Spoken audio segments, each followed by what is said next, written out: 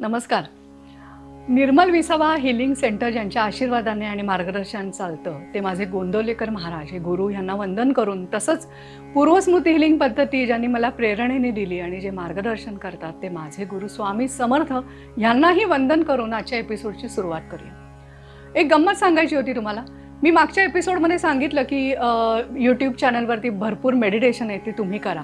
मुळात काय माहिती, मी मेडिटेशन का करायचं असं अनेक जणांचा प्रश्न असतो. मला तर काही आता ताण जाणवत नाही, मग मी मेडिटेशन करायचं कशाला. त्याच्याकरता एक सहज गोष्ट सांगते तुम्हाला.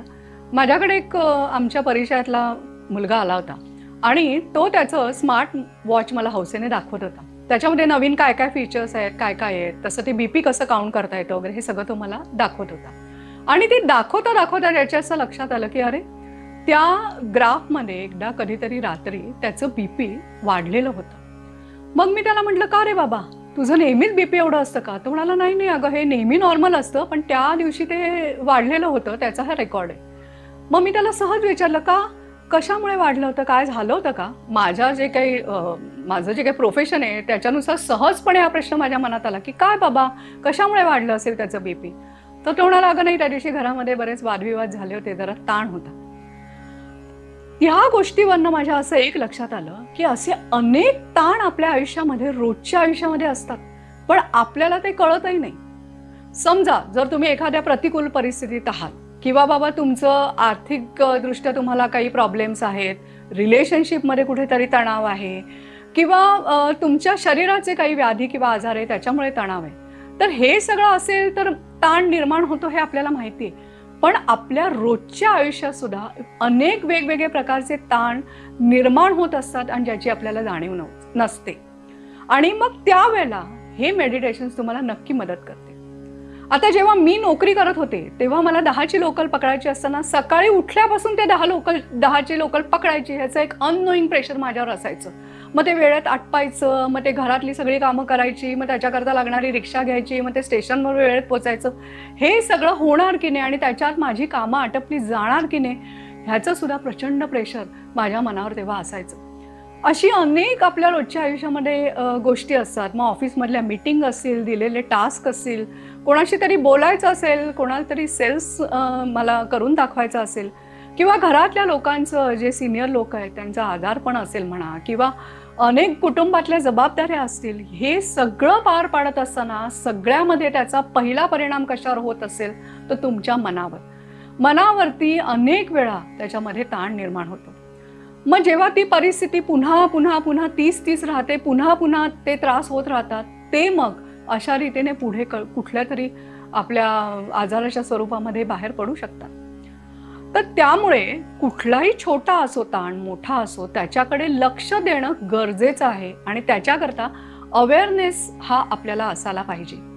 कारण आपल्याला असं जाणवतच नाही, ते रोजची मनाला एवढी सवय पडून जाते की हां, ते काय रोज सकाळी उठायचं, घाईघाईने सगळं करायचं आणि 10ची गाडी पकडायची. पण त्याच्यामध्ये मनावर ताण किती झाला ह्याचं मोजमाप आपण कधीच करत नाही. आणि असं कुठलं यंत्रही नाही की ते आपल्याला करून दे. मग त्याच्याकरता आपण काय करायचं, तर आपण स्वतःला अवेअर ठेवलं पाहिजे.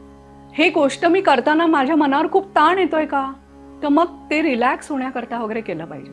मग ही सगळी जाणीव येण्याकरता मुळामध्ये तुम्हाला ही मेडिटेशन्स तुम्ही का करायची असे सांगणारे अनेक एपिसोड वृषाली चॅनलवरती आहेत, ते तुम्ही बघा. अनेक कधी छोट्या गोष्टी सांगितलेल्या आहेत, कधी कुठल्या गाण्याचा आधार घेतलेला आहे.